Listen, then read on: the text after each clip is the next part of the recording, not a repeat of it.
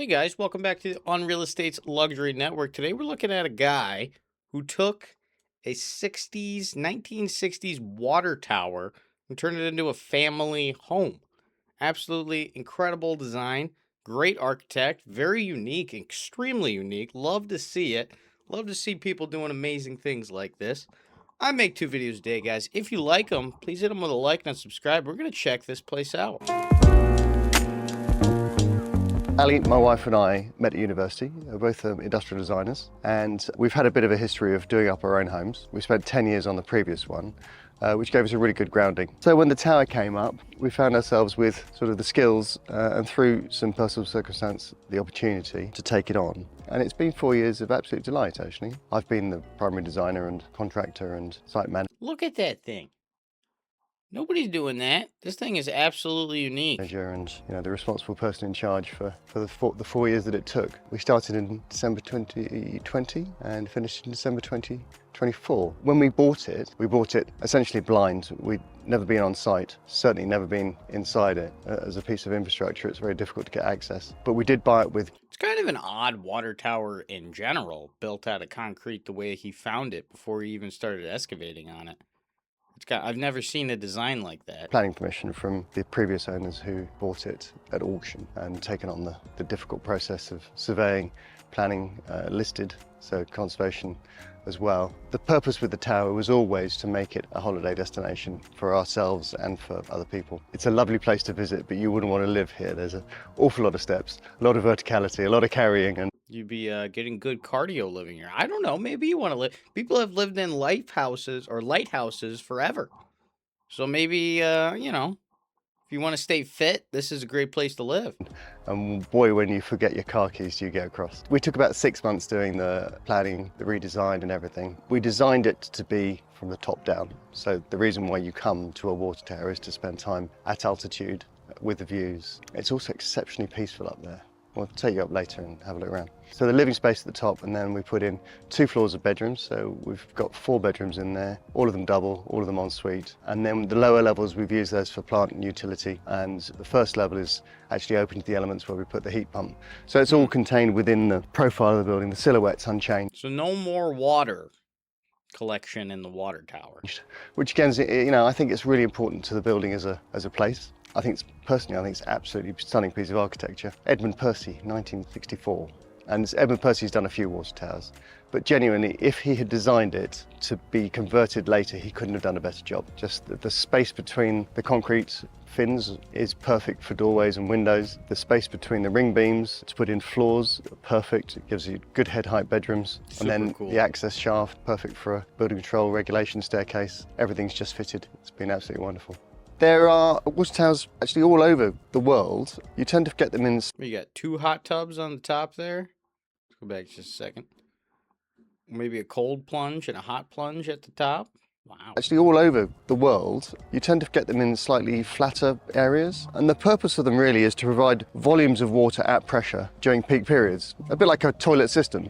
When you flush the toilet, you get this flush, huge amount of water coming all at once. So the tower, this one would fill up gradually over the day, and then say when everybody comes home from work and wants a shower, they've got a load of backup water to come through when it's needed. This one You'd hope so. I mean, you're storing all that water in your water tower. here serviced the Villager Tunnel here and Seacombe Park, which... You'd definitely be the weirdest guy owning this in this area, for sure. is over there. Percy did a few others. There's a water tower in Cockfosters that he did, and another beautiful thing in Wiltshire. Yeah, so... Wow, isn't that cool? It's kind of brutalist, like Russia, in a way. Like it gives off this very, I don't know, torch-like Mother Russia with her torch, kind of industrial brutalist, concrete style to it. I love it. I think they look great. It's 23 metres of concrete. Essentially, it is a concrete column that runs all the way up to the roof with a tank, a toroidal tank around the top of it, and then these concrete fins which come down the side to provide some sort of triangulation. There's a ring beam at 2 levels in between, and then the floor of the tank is it's a good 400 millimetres thick, almost half a metre of concrete. We have cut out the sides of the tank to create the upper windows, but that aesthetic was what Percy had originally intended. Imagine having to go in there and cut the tank out structurally from the inside. You have to grind it out and bring it out. Crazy work. Those strips of concrete, strips of dark, strips of concrete, strips of dark. Below the tank level, they were all just open, and we fill them all with windows now. But we also had to cut access into the tank from below and access out of the tank onto the roof. So there were two 8-foot diameter cores. They were just core drilled all the way around. Another big job. And then we had to cut all the doorways to get out of the shaft onto the levels. You'll see as we go up later. A doorway on every level. Let's head on up. See the levels here. So we're here now at the foot of the stairs. This used to be the way in. These were just open with no glass. And this was the super heavy security door, which we've taken out, resprayed and put back in. And then actually, once you got inside this shaft, there were no stairs or anything for 5 meters where there was the first platform. So anybody coming to visit or maintain the tower had to have the right key to get through the big door, but also had to bring their own extension ladder. So the Man, what an ambitious guy. tower is round but octagonal, so there are 8 windows all the way around and therefore 8 concrete pillars. And we've actually designed it for 8 people, so it seemed like a nice idea to turn each one of these into a set of coat and shoes for 8 people all the way around. And if you want to come up, we'll show you up the stairs. Let's head on Well, we up. came up first 3 flights of stairs, which gets you up to what we call level 1. I wonder what this ladder is here. Is that on the outside? Although here we are at about 3rd floor in any normal building. This concrete shaft here, we've had to cut it out so that we could get the door in. There would have been obviously no access. The floors, I like how they left most of it to its concrete build. You know, like they didn't try to drywall it or anything. So you know what you're in. You're in an old concrete built water tower. just for your interest, are all suspended timber floors with hangers that we've put into the concrete all the way around. And then because of the wedge shape of it, they're sort of self-securing as they go down. The staircase, I actually designed these staircases myself and sent each piece out to be laser cut and folded, and then sent it to somebody else to be welded, and then somebody else to be powder coated. And then I actually assembled it myself in sections, step by step, all the way up. But an absolute joy, just seeing it go together and putting it in has been delightful. And it's a core part, obviously, of the whole build. It's kind of an odd place in the way that as you go up, you have more room. Completely antithetical to most structural architectural design. As you go up, you have less room because of roofs and just the way, you know, the weight is distributed throughout a structure. This level here, being lower down, obviously has a smaller diameter, and so we used it as a utility level. This is where the washing machines are. So there's a small home office here. Got the plant room, so all of the hot water storage, all of the controls for the fire alarm, the sprinkler system, all of the internet and data and the hubs for all of the smart home stuff all resides on this level. Pretty damn tight till you get up to 3rd or 4th floor. It's also furthest from the living accommodation and the least used. You really want to try and minimize the amount of stairs that you have to do in a day.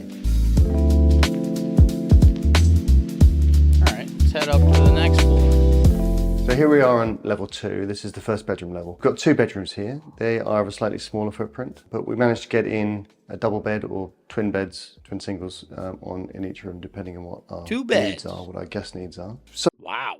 Imagine having this as your apartment. It's just half of this 2nd floor. It's just a bed and a shower.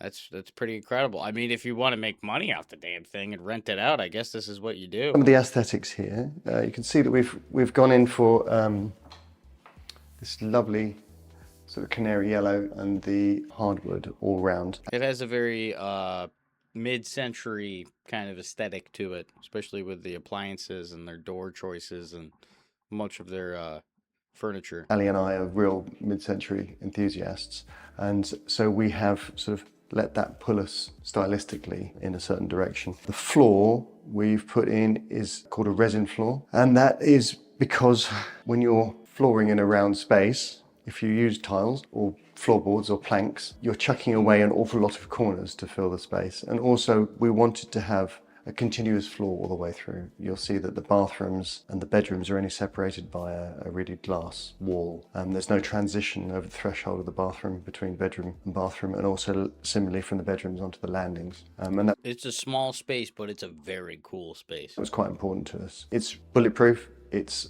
smooth, it's lovely, easy to clean, although it Yeah, does I hope the glass is real tough. I mean, you trip in there, you're gonna fall out the water tower. show up the dust. Also, fire is a very big thing in a 23-meter tall tower with only one exit. So we've had to put in industry grade sprinkler system, fire system. Every door is 2 hours rated.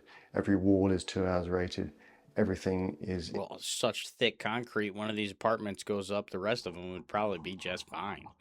Place ain't gonna go up in flames. intermittently sealed. Every corner is masticed. The irony of living in a water tower and having a house fire it's pretty rich.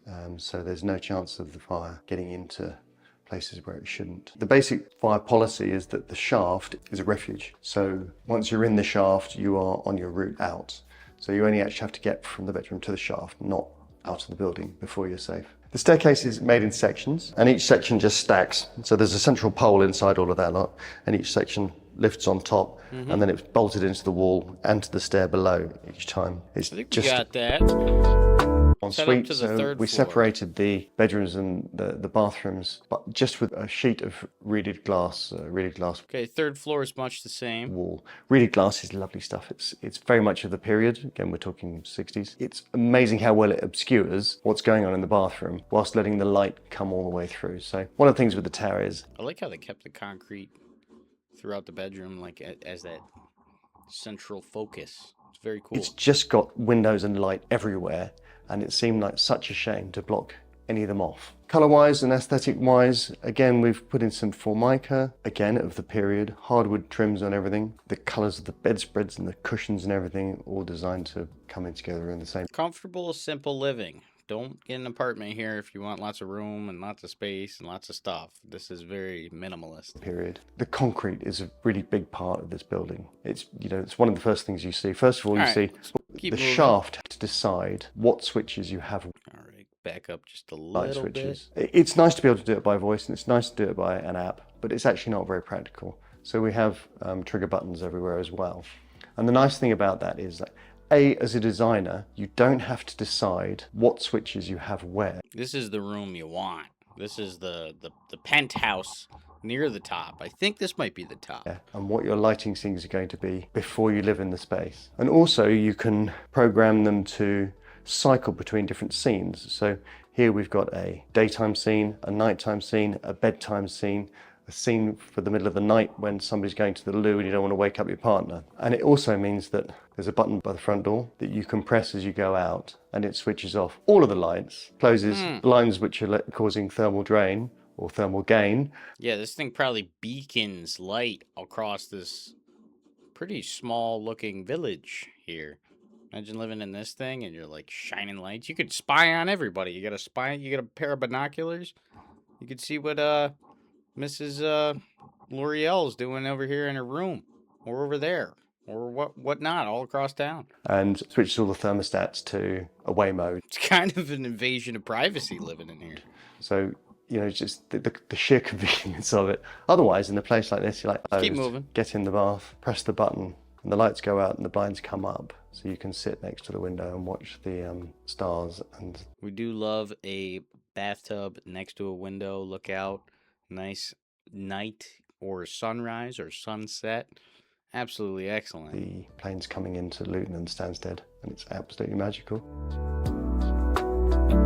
Fantastic. I want to see that top floor. Sort of had to sealed off the shaft, wanted secondary staircase. Bring me up. Used to hold Level 50,000 4. gallons of water. We've had to cut out all of the windows, and we've had taken out that shaft that was the staircase below. That shaft used to go all the way up to the ceiling. With the windows, we used an absolutely fantastic company called Drill Tech. Brilliant guys, not scared of anything. They came up with some very heavy machinery, which we had to carry up ladders at first. We had no other access. They took 3 weeks Some real ambitious engineers. to remove one window, which Keep like a moving. mini digger. We scaffolded level. Right. It's taken up the entire the machinery and material 6 months. There's been the Lot of logistics, work. the kitchen I from just wanna scratch, check and it also out. quite a small compact one. The space up here is 10 meters. It's good for 8 people for dinner, but you could probably do 20 or so for some cocktails and things. So here we've got This would be a great place to throw a little party.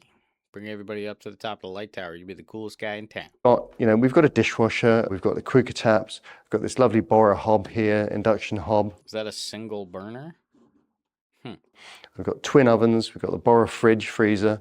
So it's got everything you need, but in a nice compact space. We did work with a kitchen designer, Tower Kitchens, and we've designed it, with all of the things that you need in proximity: teas, coffees, cookware, all of the serving dishes and the plates and the Very tasteful. This is the place you want to live, and then rent out the other little rooms below you. glassware all around the other side, and there's an extra fridge there for drinks. And then got this under-counter lighting here and the Luxaflex lights. Again, real designed after the period. The black granite tops and the walnut cupboard facings, again, very much of the 1960s colours. Yeah, super Art Deco, pretty mid-century.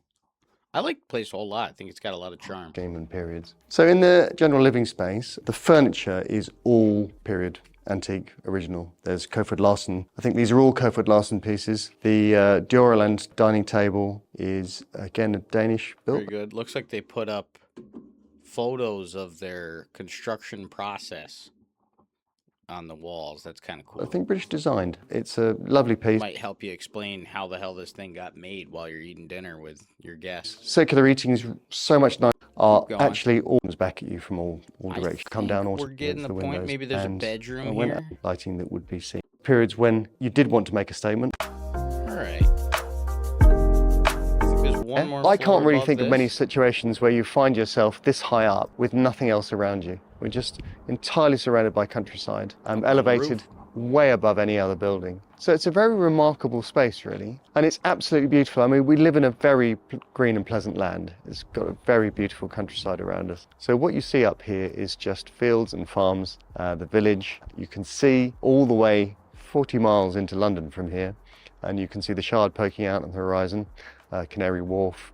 You can see Alexander. Gorgeous. I think there's a little less red tape there in London or the surrounding area of London. I mean, I feel like you'd have a whole hell of a hard time making something like this in America.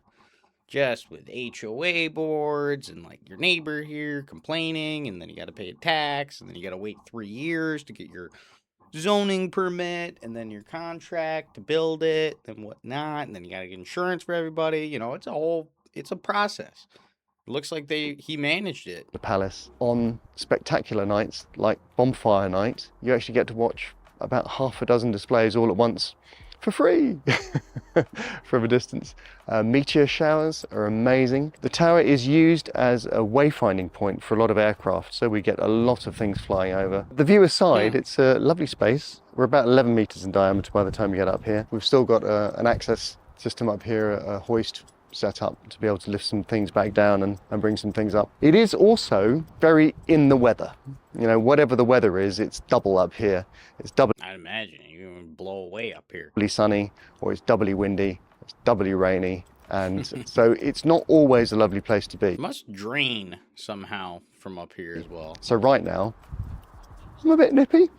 It's a bit windy, and in the sun. It's a wee bit nipply out here in my water tower out in London outskirts. You just get a lot more sun. I don't know, it's strange. You're closer to it, no shelter, no shade. A big part of the design up here is that we want to keep it with that full 360-degree vista. I don't want to put up a canopy or a shade and umbrella. No. I don't want any sort of Don't elevated obstruct the anything to view. spoil that view. I think it's really important for the world, and I'll be more Alright. than delighted to help. Well, guys, that's going to do it for the water tower here. 1960s style, built in the concrete, absolutely renovated gorgeously out here in the outskirts of London. Would you like to live in a water tower? Or does that sound crazy to you? I'd want to live on the top floor. I don't know about these little ones down here. A little tight for me. I'd want to be right up here looking out on the view. It is a beauty. If you like this place, give me a like on my channel and whatnot. Hit me with a subscribe and whatnot, and I appreciate it very much. And I will see you, my Londoner, my London man or woman, or anybody else from any walk of life, all across this great world we live in. I'll see you in the next one.